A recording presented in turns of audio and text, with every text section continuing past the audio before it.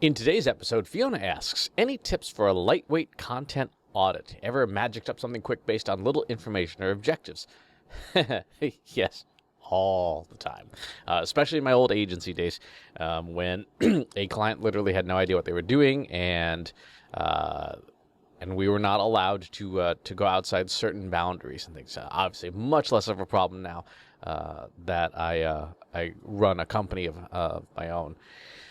So, if we consider the purpose of a content audit, it is to understand the value of a content marketing opportunity, right? To understand, is there a there? Is there something that we can take advantage of? Is there something that we need to protect in order to be able to do our marketing most efficiently? So this really is a 6-step process that can be done with, you can scale the level of sophistication, right? So the framework remains the same. It's how much effort you put into each step. You could spend 5 minutes on each step. You could spend half a day on each step, really digging in. So it depends on what you want to do. So 6 steps. Number 1, how large is the conversation space itself? And that's something that you would determine with social media tools, search tools, to find all related terms. So real simple example, if I'm looking for Irish beers, right? I would start with a search in my social media monitoring tool for like Irish beer, and then for whatever brands that you can remember, like Guinness, for example. Actually, no, is Guinness Irish? I think it is Irish. I clearly don't drink a lot of Irish beer.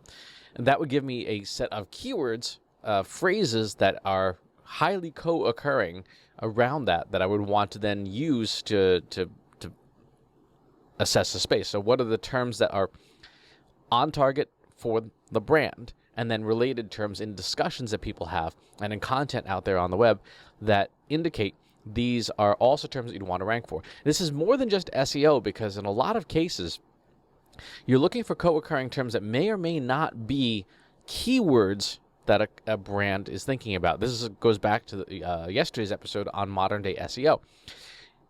If you're talking about Irish beers, you're probably talking about certain types of pubs, certain types of glasses, certain types of serving temperatures and things like that. All of those are related terms that are not necessarily like, best Irish beer in Ireland, right? That's old SEO. New SEO is all topics related. Second, how large is the audience opportunity? So you take that keyword list and you feed that into the SEO tool of your choice, and you get keyword search volumes. Discard anything that's obviously irrelevant. But that gives you a sense of, like, are 10 people a month searching for this stuff? Or is it 10,000 people or 10 million people searching for this area of interest a month? And that's sort of your addressable market space for this particular type of content, which is really important. Third, how well does the website map to the audience, right? So easiest way to measure this would be search rankings, right? So if you have your keyword list, how well does this website in question rank for these top terms, right? Is it in position 1? Some SEO tools like RFs, which is the one I use, give you actual traffic percentages as well, which is really handy, because just because you rank well doesn't mean anyone actually clicks on it. So you can use that traffic number as an estimator. Fourth, technical stuff. Real simple, real lightweight. Again, almost every SEO tool does this. What's broken? What's not working on the website?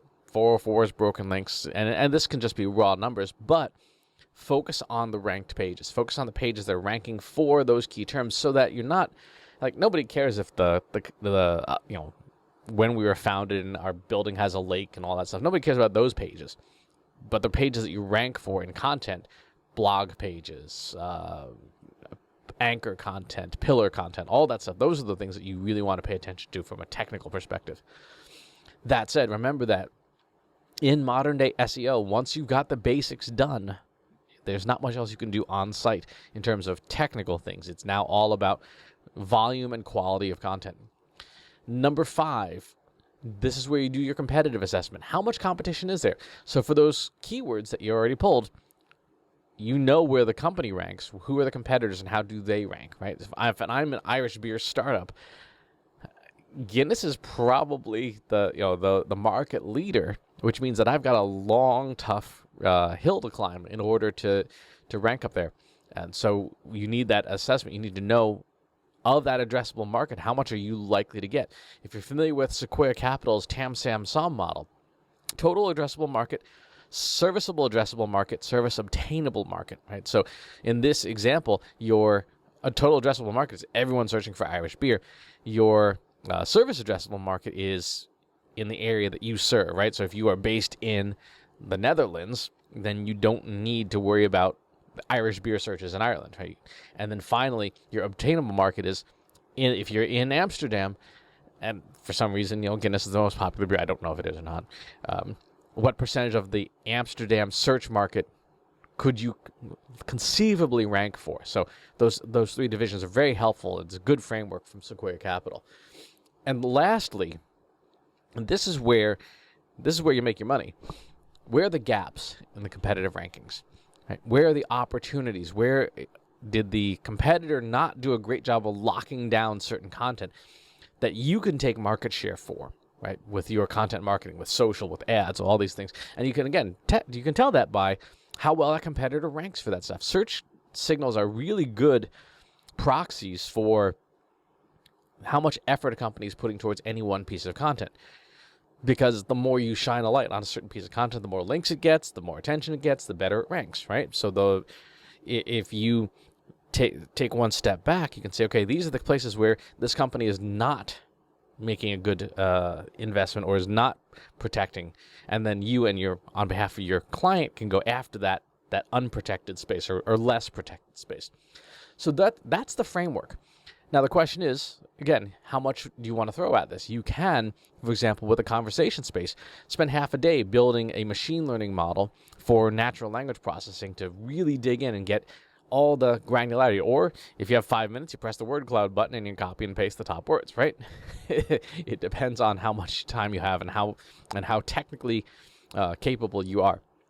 All of these steps can go down a very deep rabbit hole, and after a certain point, you do hit diminishing returns, but I would say if you're not spending at least an hour or two on each of these steps, that's then you're like in a super lightweight territory, right? 5 minutes to an hour is super lightweight. You'll get some insights, but you'll miss stuff.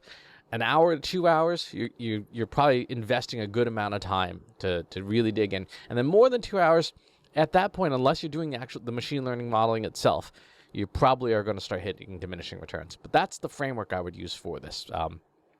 And good luck with it. It's a lot of fun. There's a lot of different ways to slice this onion.